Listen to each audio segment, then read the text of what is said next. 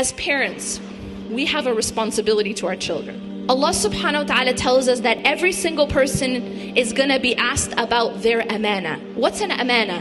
An amana is a trust. So if I were to entrust you with some money, for example, then you would be responsible for that, taking care of that money, right? Allah subhanahu wa ta'ala has given us a trust. Allah in fact has given us many trusts. And one of the most precious of them is our children. Allah will ask us what we did to give our children their right of an Islamic education. It's not just something optional. It's something that is fard. It is obligatory upon us to give that to our children. And if we don't, if we fall short, for whatever reason, for whatever illusions we are chasing, we will be asked by Allah subhanahu wa ta'ala. We will be asked why we did not give them that education and that environment that was their right.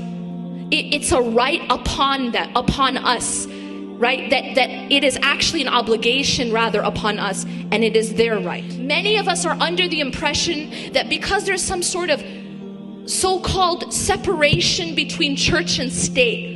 No, my children, they're not being taught about Jesus at school. They're being taught something more dangerous. When you take a certain medicine, right? When you first take the medicine, there's like this dose that will work, right? But then over time, what happens to your body? It becomes desensitized essentially to that dose, right? So now as you have to take a certain medicine chronically, you will have to take a higher dose for it to have the same effect. Yes? You know this, right? This is how it works with drugs, this is how it works with medicine.